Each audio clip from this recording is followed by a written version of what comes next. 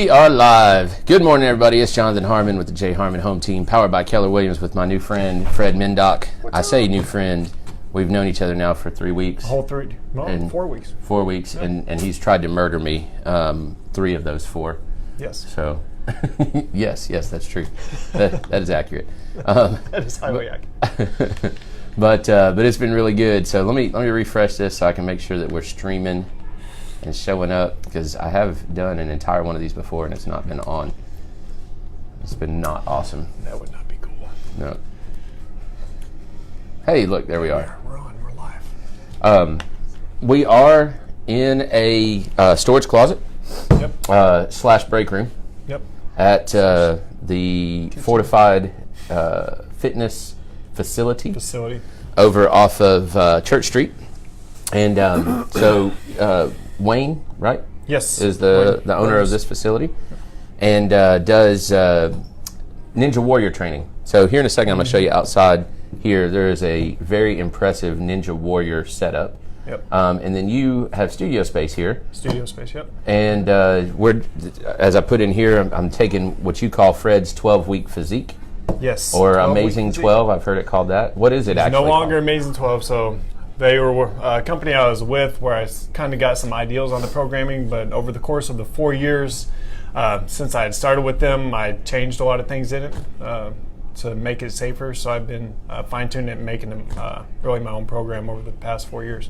Gotcha. So it's no longer Amazing 12, it is Fred's 12-week physique instead. I like so it. We changed it, yeah. So this is technically week 3 of the actual workouts. We had a 1 week kind of orientation. Yes. And man, I gotta tell you, I'm feeling great. Like sore but good sore. Yeah. You know. Yep. And David Criswell, shout out to David Criswell, sort of is who got me involved in this. He mentioned it, and I said, I think I'm going to do that. And met you and said, yeah, this is definitely what I want to do. I'm kind of regretting that a little bit.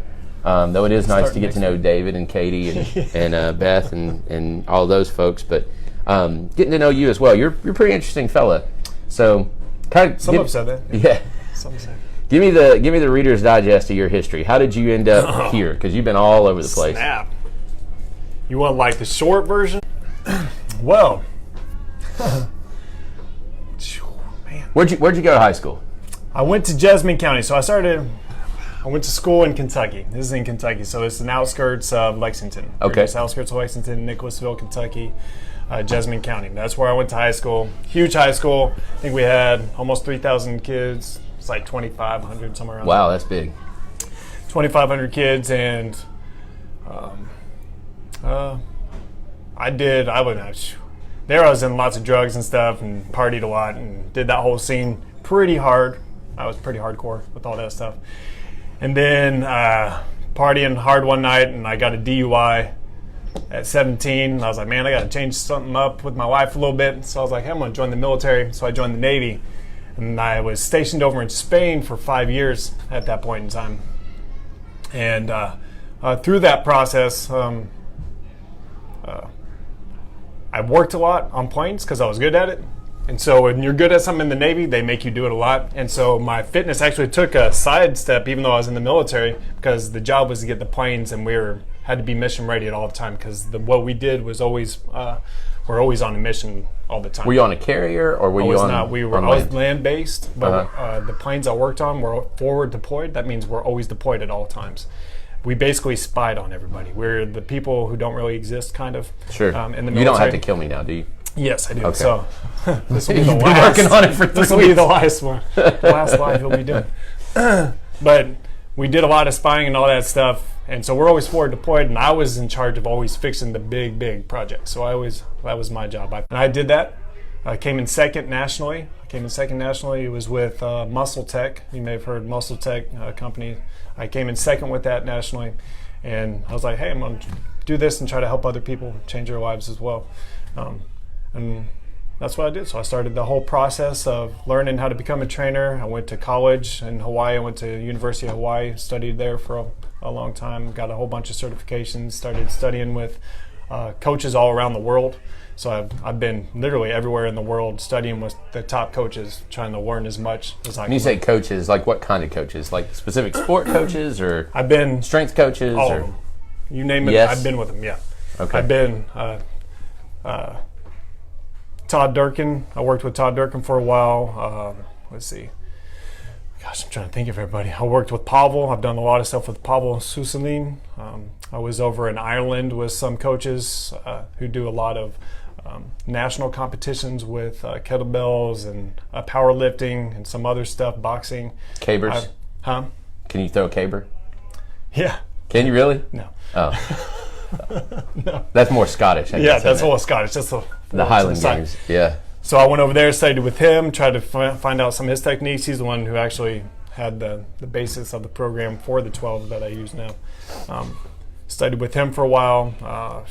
Who else have I studied with? Mike Boyle. I've studied with Mike Boyle. He's one of the top coaches for hockey, and he works a lot with baseball as well, a lot of the pro teams. I worked with him.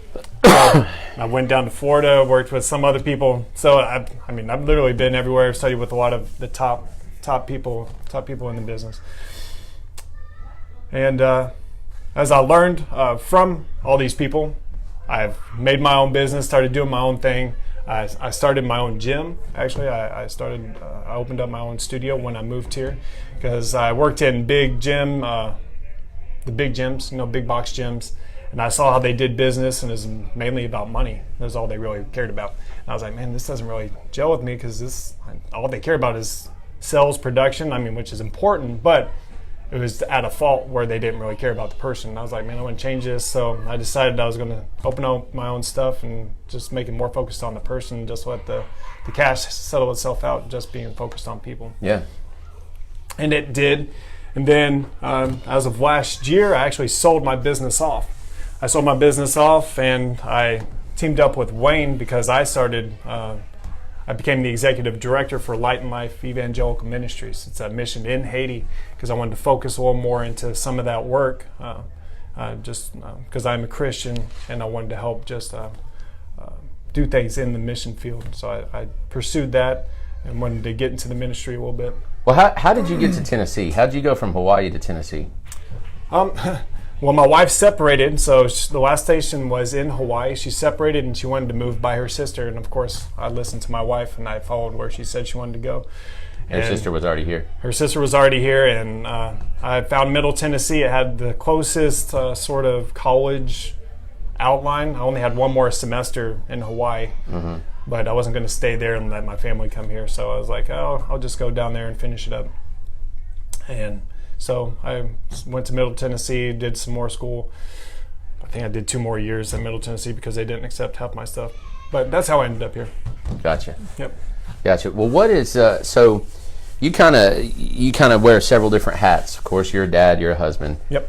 You got 3 kids, 4 kids? Working on 4. Working on 4. 3, and 1's cooking. One is in the oven. It is cooking. Yeah. Congratulations on that. So, dad, Surprise. Husband, Christian. So you're a minister. What is? Yep. Tell me about Light and Life. What is that? So Light and Life Evangelical Ministries. It is a Haiti mission. We currently have 8 churches and 3 schools In Haiti. in Haiti right now. Is there a home base here, or like a base church here, or is it like separate from a specific church? It is separate from a specific church. So we work with a lot of churches who help us out, just help fund us, but we aren't specific to any denomination. We're across the board with pretty much everybody. Gotcha. Yep. And your mission in Haiti, what specifically is it? I mean, is it a spread the gospel kind of ministry? Is it a medical mission? Is it or all of the above, or what? So we don't do medical too often. We do provide school. So our goal is to we use the Christian platform. So we're using the churches and we're using all that to help evangelize, because in Haiti there's a lot of witchcraft, like doctors voodoo. Voodoo is like prevalent. It's the main religion there. So we're actually trying to combat some of the voodoo because we feel that that's imparted some of the devastation that they have with poverty, and we feel that's a planet. But our goal is to help them rise up and out of poverty through giving them supplies, teaching them how to work, try to give them opportunities to where they can make a job and make a living providing money for themselves. It's really a holistic approach to the human. Exactly. I mean, it is physical, spiritual. We're doing everything. Yeah. We're trying to do everything. We provide schooling for the kids as well. And for some of those kids, that's the only place they actually eat through the week. So without us providing them food during the week, the majority of them would not eat. They say that by the age 16, over 50% of all the kids die in Haiti by the age of 16. That's crazy. So by us going in and just be able to provide maybe one meal a day is way more than most of those kids would get. 200 miles from the United States? Yep. Yeah. That's nuts, it's crazy. isn't it? Yeah. It's hard to believe that is even possible. Yep. You know? Yep. Okay. And so then you also do this. Yes. And you very much treat this as a ministry. Yes, definitely. Not to reveal too much about what happens in the gym, but you know, the rest of us, we like to talk. Yeah. And one of the people today was joking, Fred, did you pray for us? And you were like, yeah. And I said, wait, you prayed for us specifically by name? And you're like, yes, every morning. And I was like, oh, well, that's pretty nice. Yeah. So I appreciate that, by the way. I can use all the prayers that I can get. That whole class can, so it's good. No doubt. No doubt. Shout out to David. That's right. And Beth and Katie and probably myself as well. Yeah. But yeah. And so as far as the what happened? Never mind. So as far as the gym stuff goes, I mean, you do things a little bit different, but yet some traditional. You do some different spins on traditional stuff. So kind of walk me through the logic behind some of what you do, like the little Superman things. You know? Yeah.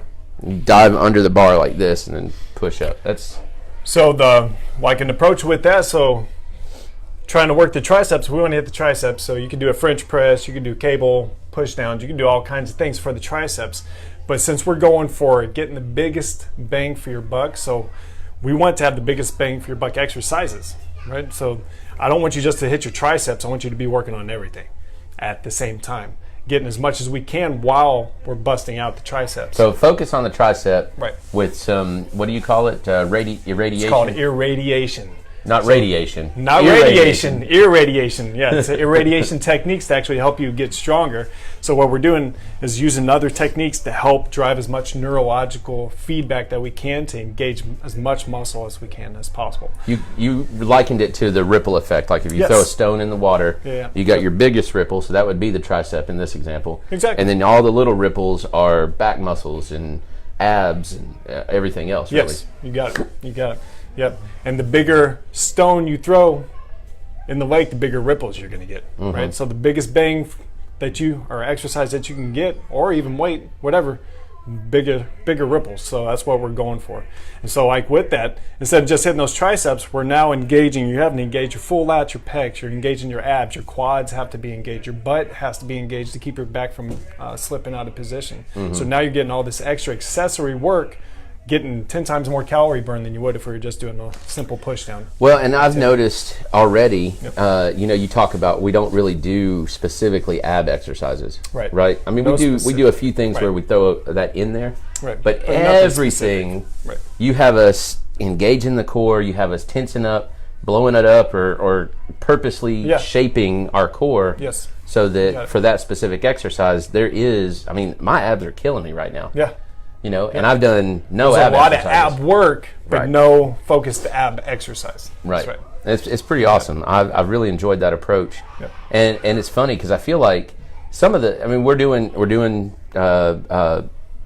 curls, right, with a bar. Yep. Right. But I feel like I've been doing them wrong for a long time now. Most people have. And so just the position that we hold ourselves. Yes. I feel like now I'm doing them right when in the past I've been doing them wrong. Right. So we're not allowing you. We're using more muscle, so you could lift more weight if you cheated, but the way we're doing it, we're keeping you from cheating, but we're using more muscle in the meantime everywhere else. So you're engaging more muscle, you're engaging more abs, you're engaging more biceps. Even the hamstrings on those. Hamstrings, quads, you're engaging it all to lift more weight. So that's that irradiation effect. So you're engaging all those muscles to actually lift more weight instead of allowing that swing in the back while those cheats to happen, which would allow more weight.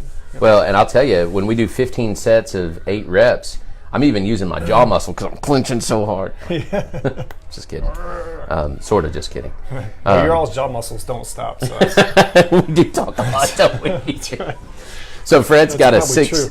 You got a 6 o'clock class, and then you got our 8 o'clock class. 8 o'clock class. And the 6 o'clock class comes in and busts it out in 45 minutes. Done. And we're like an hour and a half. Yeah, in and done. And I'm like, all right, hope I don't. Good thing I don't have any 9 o'clock coming in. But it's fun. It's a fun group, and you're a good sport. So, so what? Let's talk back about the ministry again. Yeah, so with the ministry, how do people? I know a lot of folks that Haiti is on their hearts. Yeah. Right. I mean, and rightfully so. I mean, like I said, it's 200 miles away. Yeah, and it's close. One of the poorest nations, literally in the entire world. It is one of the poorest in the entire world, the poorest in the Western Hemisphere. By far. Yep. And not even close. Yeah. And it's and I know there's corruption, and I know there's all these things, but still, it's right there. It's right there. Yeah. You know, I mean, it's right there, and so for a lot of folks, it really pulls on those heartstrings because it is. I mean, it is literally our back door. Yeah. You know, how does somebody, if first of all, how do they find your ministry? They can go to HaitiLightandLife.org. I'm gonna go ahead and type that in there. So, what is it? It's www.HaitiLightandLife.org. Is that right? That's it. So check that out and see what the ministry is all about. And I'm assuming on that website, if somebody wanted to get involved, I'm sure there's ways to do that, right? There will be ways to contact me on there. I've been redoing the website, so it's not 100% awesome, but it's fully functional. You can donate on there, you can get a hold of me on there, and it gives a background of what we do. I think we have some of our pastors on there and some of the work we've been doing down there as well. Yep. So obviously, financially and prayerfully, people can get involved. That's our two needs, easiest ways. Yeah. What else? Main needs. How else could somebody possibly get involved with you? We have mission trips going down all the time where we need help, where we need people who know construction, who know how to run things. We're doing wells right now, so if anybody knows how to do wells well, like an old school pump, hand well. You mean you don't have one of those big $1 million trucks with? Yeah. We actually use a hand drill, hand auger, and everything. So wow. Anybody who knows how to do that stuff, we definitely need help with that because I don't really know what I'm doing when it comes to any of that stuff. So I've been trying to find people who know more about that, who can give me pointers and can show us and kind of lead a team and give us ideas so we know how to do it ourselves and we can continue doing more and more and more because we need about 6 different places that need fresh water right now. And that's what's so bad or maybe good in a way, I'm not really sure, is somebody might say, well, what do they need the most in Haiti? Yeah. And the answer is yes. Yes, all of it. All of it. We need water, we need food. Sanitation, buildings, spiritual guidance. They need all of it. Yeah. And it's so foreign to us here because you can go to a quote unquote poor person here or a homeless person even and say, okay, I can prioritize what you need. Right? You need shelter, you need some clothes, you need some food, and probably in that order. Right? Where there, it's like, how do you prioritize? It is, it's hard. Especially here. Here the homeless almost live way better lives than they do in Haiti. Yeah, because they have. Not that it's a good life. Not that it's a good life. It's just that bad there. We have clean access. There's clean water access for the homeless. Even if they go into a gas station. Gas station anywhere. There's clean access for that. They can clean themselves, even if it's in a sink. Or get a drink of exactly. They can do whatever they need. Kill them. Exactly. So they have all that accessible. Even food's pretty much accessible. We got food banks everywhere. We got a lot of food shelters that help with all that specifically. And there it's, like I said, you got 50% of the kids who are dying just because mainly starvation is what it's from. That's crazy. Yeah. It's crazy. Yeah. And what is so everybody always says, oh, it's a corrupt government. It's a corrupt government. Yeah.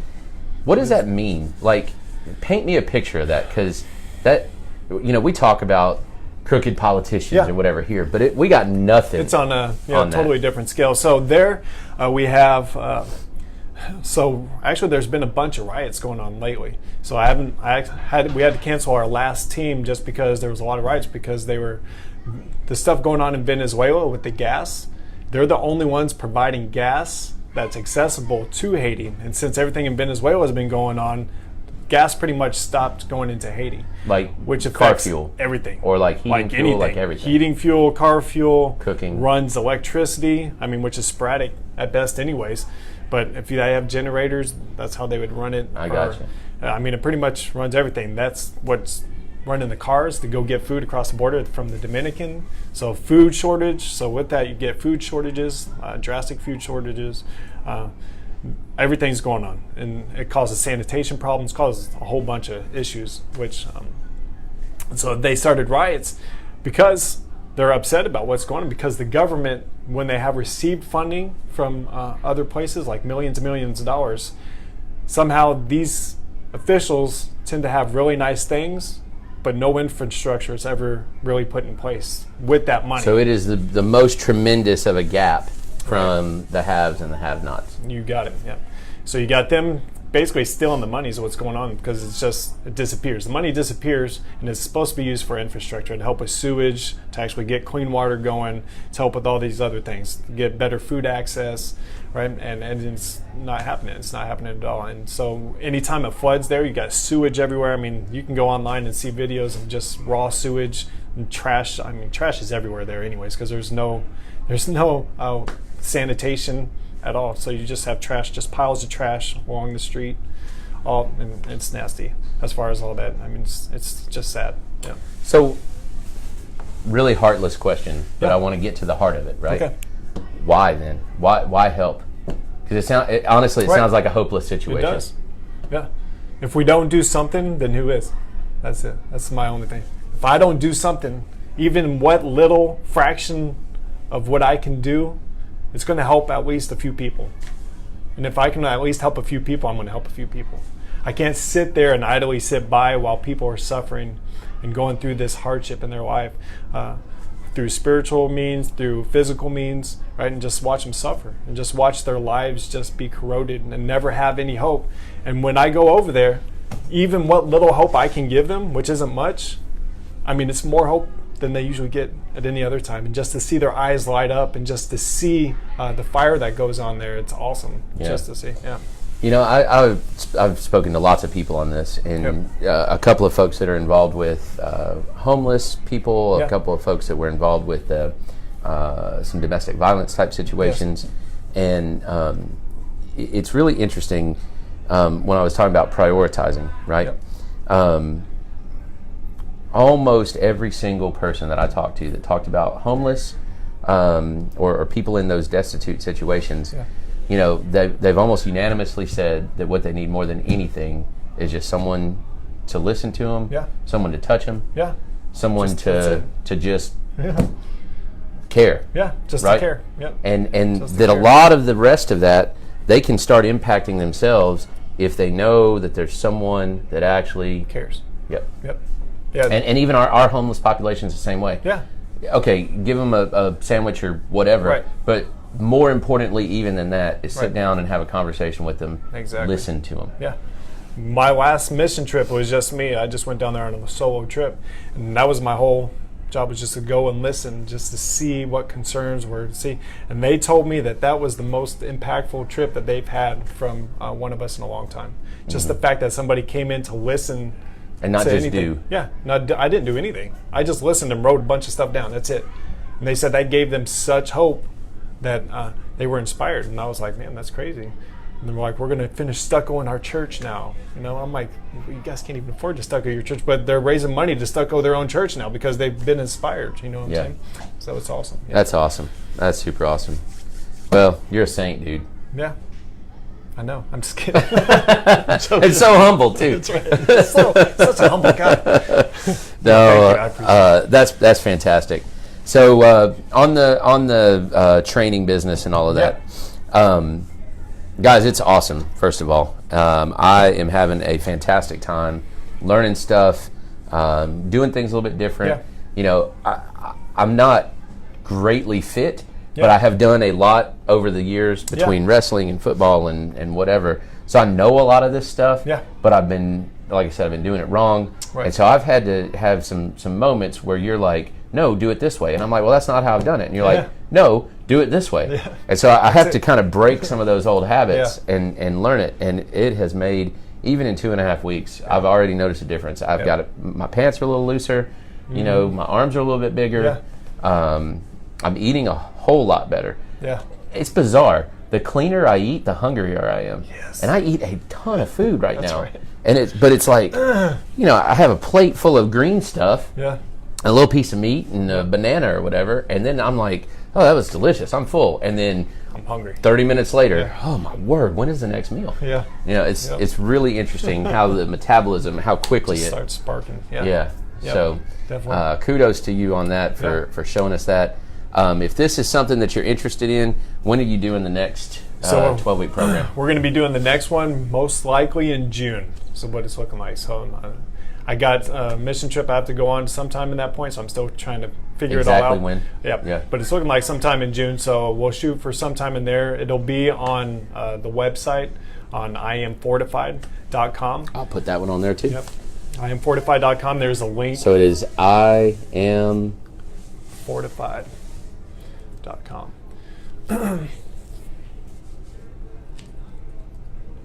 Yep. There you go. There's that.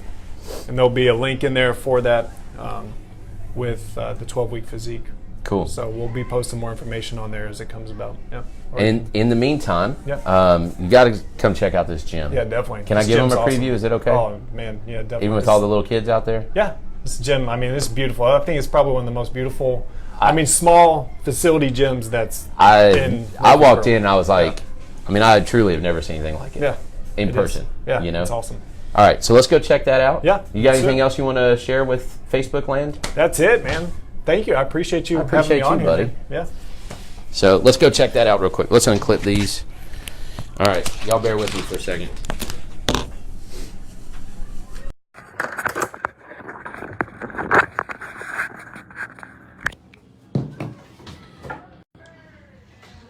All right, here we go.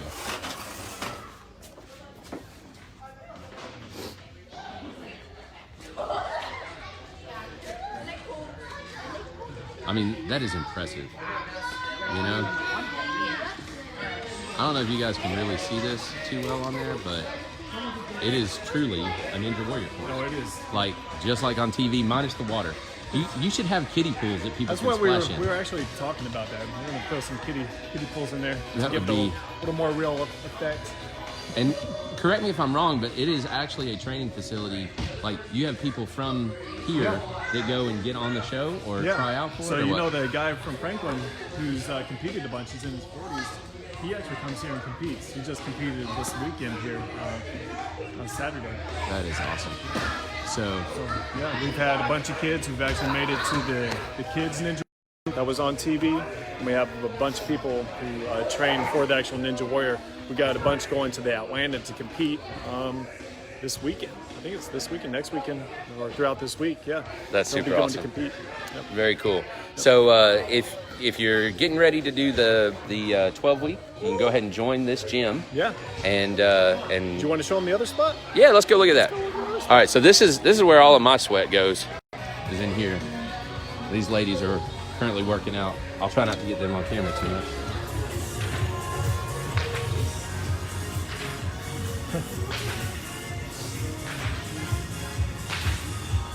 So, this is pretty much where Fred tortures us, right here. And this carpet is the carpet of shame for most of my comrades. Although I'm pretty good at the sled push. You are. You're actually. Yeah. You are the best at the sled push. Yeah, it's pretty fun. And anyway, so this is it. Now we're checking. Nice big facility here. Area up here to stretch, do some cardio.